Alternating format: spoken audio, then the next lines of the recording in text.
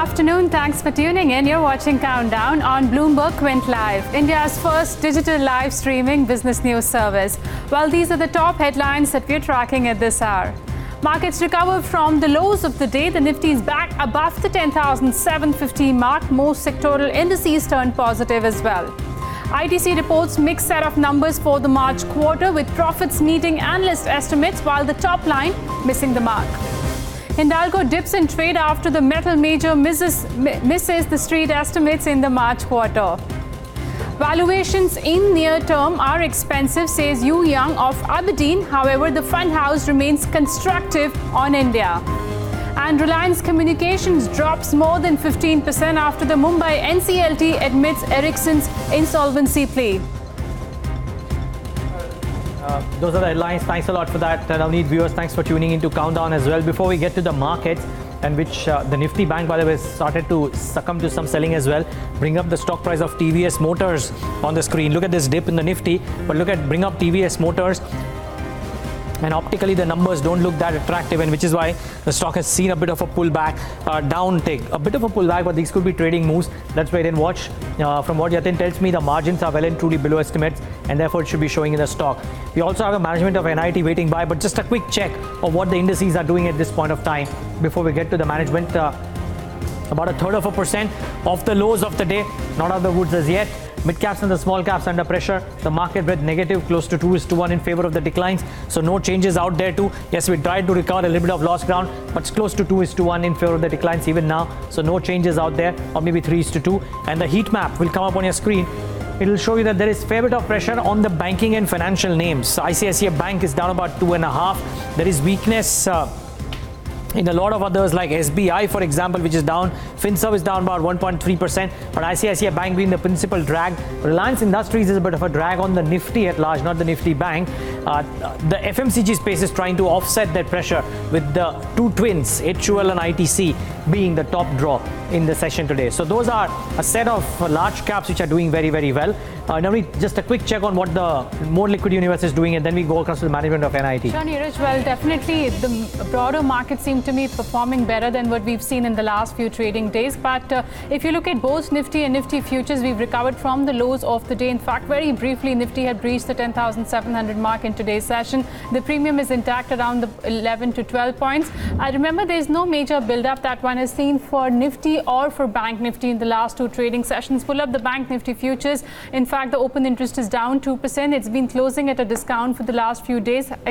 Today, Bank Nifty futures are trading with a premium of almost 40 points. On the option side, 10,800 and the 900 strikes have seen some bit of unwinding. That's telling you there is some bit of nervousness in the markets when the put writers start to unwind their position. So the 10,000 call, that is on the call side, we've seen some addition coming about. So 6.5 lakh shares have been added for the 10,000 call strike. Even the 10,700 and the 10,900 call strikes for the day have seen some OI addition. Let me quickly take you to two stock futures, both from the NBFC space. One of them is PNB. We know by now why the stock's been falling so much after the numbers came out yesterday. The stock's down on heavy volumes on the cash side, and there is heavy shorting that has been seen in this counter as it touches lows, also 31% higher when it comes to open interest. And Muthoot Finance, the numbers will be out today. Ahead of that, just want to alert our viewers, the stock's almost at lows of the day, down 2%. Since morning, I've been observing there is a lot of OI buildup that has come in for this counter,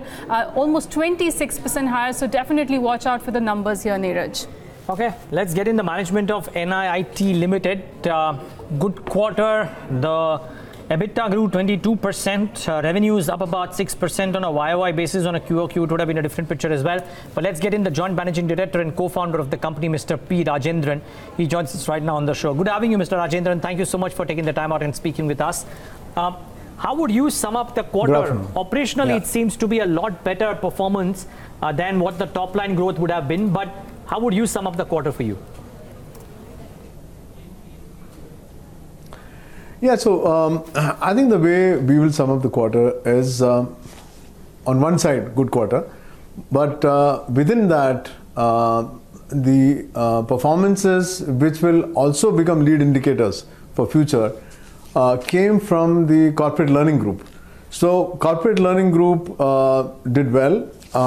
They acquired 3 new customers signed 2 more renewal of contracts, and these 3 new customers are top names in the factory automation area, the office automation area, and one of the IT technology companies in the US. Now, Corporate Learning Group did 518.3 crores for the full year with 14% year-on-year growth. And on closing, they have a revenue visibility which is $217 million. So this is one big piece. Second part, out of which we'll get more outcomes next year, is the acquisition of Eagle Productivity Solutions. Now, this company is a small boutique learning company which is addressing the pharmaceutical and life sciences segment, which is an area where NIIT does not have presence in the Corporate Learning Group in the US. So they are also now on board, and obviously we will be providing their solutions to our existing customers and vice versa. So we believe that this synergy is going to lead some of the initiatives for the next year. So I would like to stay there as far as the highlights are concerned. Sir, if I'm looking at the entire year's numbers for FY18, your top line has been pretty much muted. It's up only 1%, but there's been a good growth seen for bottom line. EBITDA too has managed to see a growth of almost 11%. What's the guidance that you can give us for FY19 in terms of at least top line growth, which has been muted for FY18? Yeah, so right now it's not normal for us to give a number as a guidance, except like I told you, the Corporate Learning Group with the kind of performance of the last quarter is really going to be leading next year. On the skills area, which addresses the India, emerging markets and China, in India we have seen some headwinds in the last quarter. So that is why it's a little bit of, that part has been highly muted. And these headwinds have come because of lower hiring as far as the banking sector is concerned, as far as the IT sector is concerned. So as we go forward, we are reorienting some of the high-end programs of NIIT, and we'll be launching or in the process of launching advanced program in accounting and business analytics. So the whole area of analytics becoming very important horizontally across segments. So advanced program in data analytics and predictive modeling, digital marketing and branding, and in the IT area, full stack software engineering. So we believe that introducing these at this time as the academic section comes to a close will help us as far as the skills business is concerned.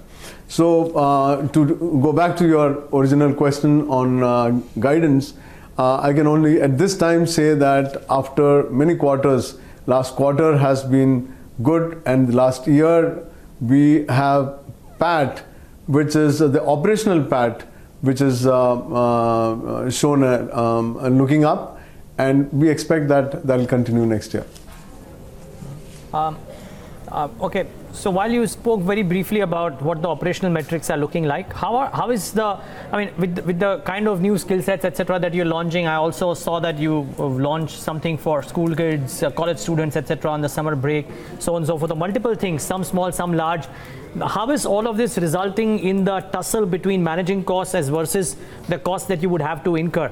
Your Q4 or quarterly EBITDA performance has been very robust. Do you believe that the company will be able to manage cost pressures and improve the operational metrics for the year at large? You may not be able to give an exact guidance, but you would have some sense of what the year at large could look like on the operational front. So I think as far as the cost initiatives are concerned, a large part happened last year, and one will be only expecting incremental changes on the cost side for the next year, because right now the focus will be on increasing the capacity utilization with the same amount of investments. So we will see that happening both in the development center, which is beaming towards US for the corporate learning solutions business, and in the complete channel of operations of the India business. So in the India business, we are also now introducing what we call as TPaaS. TPaaS standing for Talent Pipeline as a Service, which takes right from the profile from the employer, right from recruiting, training, getting them to enter into the organization, and onboarding. So this TPaaS framework which we have put in place will actually create more youngsters coming straight into the organizations, and also some of the work pros who are upgrading themselves. So this initiative will also provide us additional, lower cost, as in this does not need any increase in our existing installed capacity. However, it will create a new line of business which we have not attempted before. Okay, sir, we'll leave it at that note. Thanks a lot for joining us today and decoding the quarter gone by for us, and we wish you all the best for FY19. Thank you so much. Well, the stock looks like has reacted positively overall for the year. Bottom line growth has been definitely robust, but on the top line, it has been muted. 104 is the price where NIIT currently trades. All right, it's Wednesday, that time of the week when we put spotlight either on a stock or we do a discussion on a particular sector. Today, we've chosen a sector, in fact, and that's the staffing space. Reason being, Edelweiss Securities has come out with a report on the same. Let's discuss the report in more details with Alok Deshpande, who's a research analyst at Edelweiss Securities. Hi Alok, good afternoon, and thanks a lot for joining us. First up, tell us what's making you so bullish on this services space. Well, if you see the business services sector today, I think increasingly more and more companies are looking to outsource their non-core operations, and that essentially forms the business proposition for many of these companies. So the way we have looked at this sector is we have essentially looked at three large segments within business services, private security being one, staffing being the other, and also facility management. Now put together, these are somewhat like a $25 billion segment already in India, and this is a very large size. And looking at the way this thing is growing, I think we are looking at a $70 billion plus sector by 2025, and that the sheer size of this opportunity is something which has excited us in terms of how well the sectors and the companies in the sectors would do. Alok, good morning. Good afternoon rather. Would you believe that the benefits of such transition for the sector at large, the dynamics are in your favor, or the tailwinds are in your favor for the sector at large, but would it spread uniformly across the three listed businesses right now, or if some others get listed as well, or would it get absorbed in a much better fashion by companies which, for example, a TeamLease which has got specific pockets of expertise versus maybe a Quest Corp or an SIS which have got specialties in some other pockets? Would it be a uniform spreading across for companies in each pocket, or would it get concentrated in specific pockets? Well, if you see, there is definitely an advantage of scale. So when you look at staffing, companies like TeamLease or Quest definitely have an advantage of scale, and scale does play a very big role, be it in terms of profitability or be in terms of getting the additional market share as the new markets get created. So I think there would be a disproportionate gain. The bigger players will get bigger in this case. Similarly, in case of private security, SIS is currently the second largest player in India, and there will be the top 4 or 5 players would gain at the cost of the smaller players. And remember, in both these sectors, we do have a very large tail in terms of it's a very fragmented market in both cases. So we do expect that the bigger players will sort of leverage their scale to gain in terms of market share as well as profitability. Are you, in your note as well, are you being, are you able to predict this the way, typically utility companies used to get predicted 10 years out, very simple. You would have a standard linear set of growth that will come in, albeit in this case the numbers could be higher. But is it possible to predict 5-10 years out? The reason I'm asking this is, and something that we'll talk about with you as well, TeamLease, for example, about a month ago, when we spoke to the promoters about what's the quantum of growth that they see, and do they see this growth coming up maybe 5 years, 6 years, 7 years out, the management seemed fairly confident. I don't see too many industries right now wherein business heads have visibility of 6, 7, 8 years out of a growth number which is northwards of 20-25%. No, you're absolutely right. I think that confidence which you're talking about coming from the management, and also the numbers that we estimate, which are also in the range of 18-20%. I think the fact here is, we are looking at industries where the penetration levels or the opportunities are very large. Take staffing, for example. We are looking at, in India, we are looking at about 160 million odd people which are currently employed on a non-contractual basis. As against that, only 2 million people which are employed in the flexi staffing industry. So as you can see, there is a very, we are looking at a very big opportunity. Even 1 or 2 million people shifting from 160 million does have an impact on this segment, and I think this sheer under penetration is something which is giving a lot of confidence to the management that this kind of growth can be sustained over not just 1 or 2 years but beyond 5 or 7 years, and that is somewhat our thought process is as well. Be it security or be it staffing, I think there is high level of under penetration in terms of what the opportunity can be, and I think that is where that confidence of growth over 5, 7 or even 10 years is coming from. Alok, specifically talking about the flexi staffing space, and I was just going through reports which has said that the sector has clocked nearly 16 to 17% CAGR in the past 5 years, and the sort of growth that you're preempting till 2025 is almost 3 times the number. Could you tell us where will this growth come from? Because flexi staffing is a space I'm sure not many are aware as of now in India.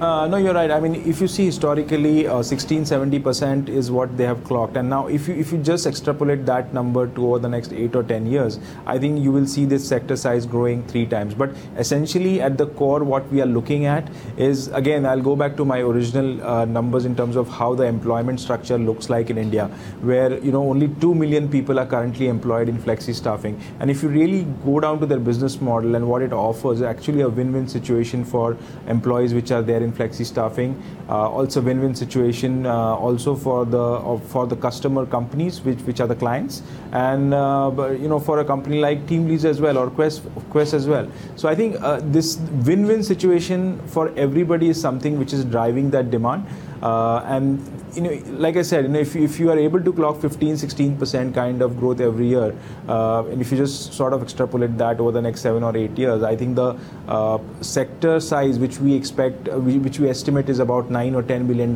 today, can actually triple by 2025. That's the basic thesis that we have.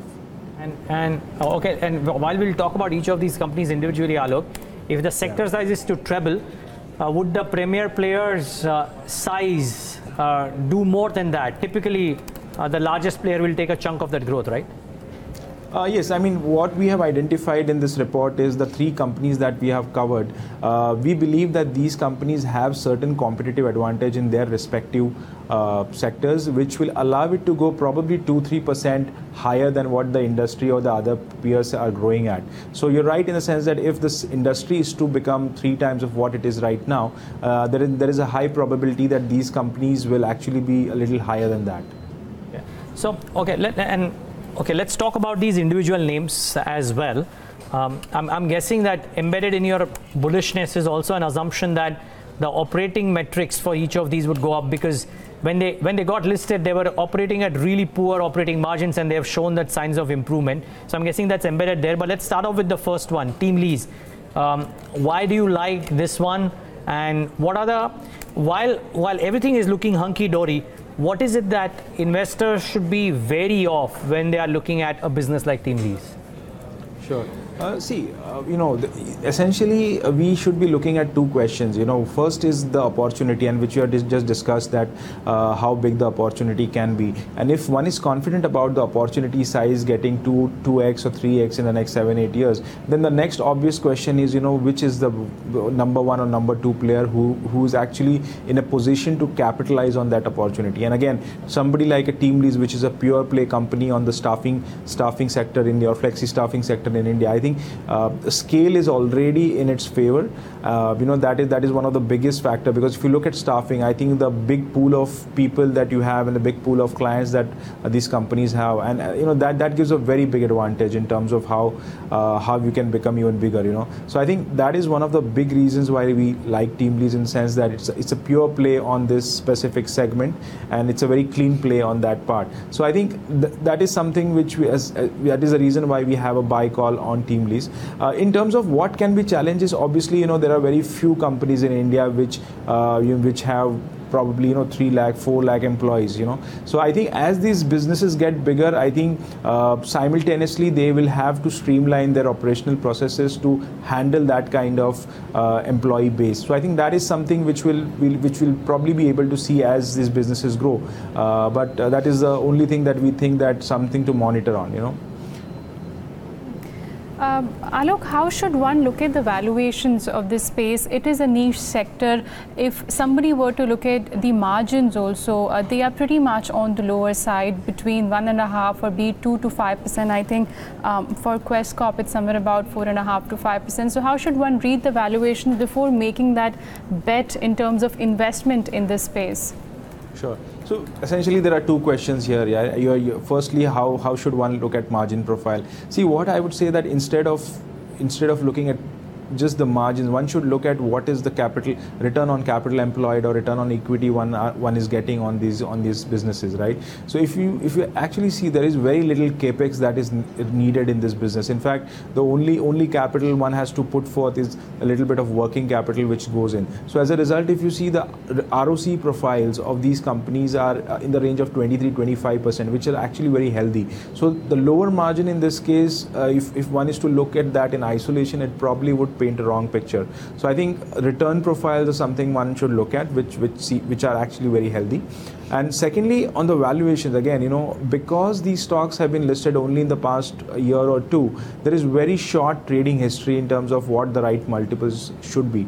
The way we have looked at these stocks is we want to capture the long-term opportunity these sectors have and these stocks have. So I would think that an absolute valuation or a cash flow based valuation is something which will capture that opportunity, and that's how we have arrived at our target prices. So I think relative valuation or P multiples sometimes can be reflective of the current market prevailing sentiment, and that is something which one can get into a trap of looking at maybe these stocks are overvalued at this point. But I think as long-term opportunities, these are great businesses to own. Okay. What differentiates Quest Corp from the others? I mean, you spoke about TeamLease. Let's talk about Quest Corp now. No, I think Quest Corp is an entirely different model compared to TeamLease. Like I said, TeamLease is a pure play on the flexi staffing sector in India. Quest Corp is actually leveraging its scale to be a part of all the growing segments which are there in business services, be it flexi staffing, be it security services, be it facility management. So I think that business model or the corporate philosophy there is a little different. The idea is there to be part of as many growth pockets within business services as possible. So we are looking at two companies where it's very difficult to pick one over the other, but just that as an investor, one will have to pick the business model he's most comfortable with. So it's not one over the other in my view. Fine. So what is it? Do you foresee what a 25% CAGR growth in earnings for Quest over the next couple of years? What's the story, say maybe 5 years out for Quest Corp? Right. So I think for all the three companies that we have covered in this report, I think the growth is a little accelerated over the next 2 or 3 years. But as we move beyond 2020 or 2021, there is a case for little moderation in growth, and these growth numbers will be probably 2 or 3% above the industry growth rate. So I think beyond 2 or 3 years, one should be looking at growth rates which are probably 18 or 20%, which are more reasonable, at the same time more realistic, at the same time more very healthy numbers, 18 to 20% growth over the next 4 to 5 years. So I think these are very realistic assumptions in my mind. Alok, I'm just looking at the price target. Obviously, since you're bullish in this space, you have buy call on all these companies, SIS, TeamLease, as well as Quest Corp. For TeamLease, I think the current price is higher than the buy price you guys have of target of almost 2,700. Just want to check, if somebody wants to make a fresh investment, let's say, into this niche sector, which one would have a better risk-reward ratio? So I think again, I mean, if you see in the case of TeamLease, the stock has run up in the last 2 or 3 weeks. But at the same time, we would again reiterate that as business or as an opportunity, these still remain very attractive.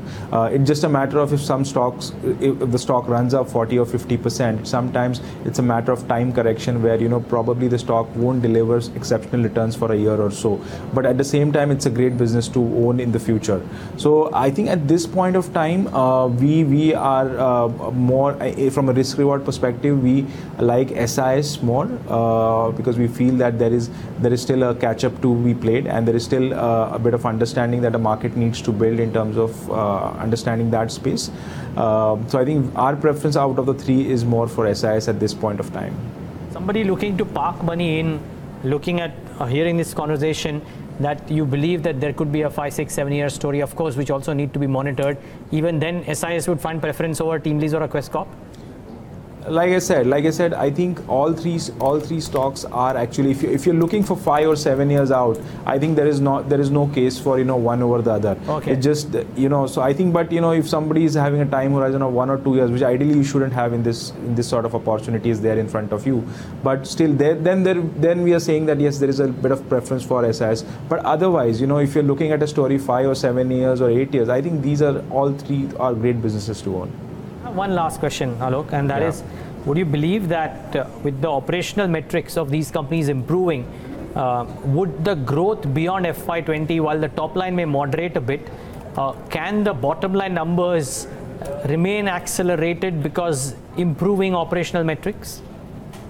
No, I think more or less, if you see beyond 2 or 3 years out, I think beyond you're still looking at 18 or 20% growth at the top line. I think that kind of growth will flow down to the bottom line as well. Look, at the end of the day, there will be a little bit of margin improvement. So I think what you're looking at is a bottom line growing probably 1 or 2% higher than your top line. I think that's a realistic scenario to assume at this point of time.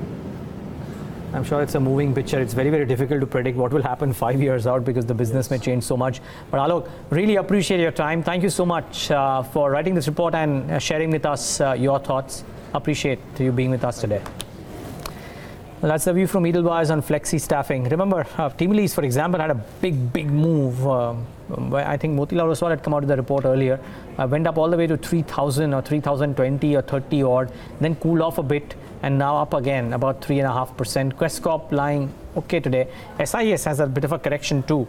So all of these names, at least TeamLease and SIS, after moving up quite a bit, have come off in the last maybe a couple of weeks. So if you look at the 6-month chart for any of these, you will see that they had gone up quite a bit, quite dramatically, and then come off. What are TeamLease and SIS? You will see the same pattern with both of them there. TeamLease came off a little bit from those high levels, and I think SIS too managed to do the same. Went up and then came off a little bit. Actually, right now trading very close to fresh highs for itself. SIS 6 months returns of 48%. It's pretty interesting. Okay, what else? And just before we get in our guests on board, I think it's important to talk about some big market voices as well. And valuations remain a concern across the Indian market, or across the Asian markets actually. This is what Hugh Young of Standard Life Aberdeen Asia mentioned. But he said that he's willing to pay a premium for quality as long as it pays off in the long term. Listen into a small slice of the conversation I had with him earlier today. We're not looking for a few quarters because any given quarter can be disappointing, as we know. We're looking ahead 5, 10 years in many cases, and our holding periods for some of them, such as the HDFCs, have been over 20 years that we've held these companies, the Godreges of this world, the Asian Paints. So we do have long-term horizons. We just wish short-term they were a lot cheaper and we'd be even more comfortable holding them. Interesting. I heard you mention in this network interaction that India has some of the best quality companies. It's exemplified by some of your investments here. One space where you've long held conviction, it came about or was coming apart at the seams last couple of years ago, was IT. Now seems to have found its mojo back, but we are in a completely different world as far as technology goes. Do you think Indian IT has it within itself to come back? And the part two of my question is, while the mid-cap names are kind of showing that promise, that's probably not the pocket that you've looked at very actively. You've looked at the larger names. And therefore my question, do you believe large cap IT has the runway of growth for the next 5-6 years or longer?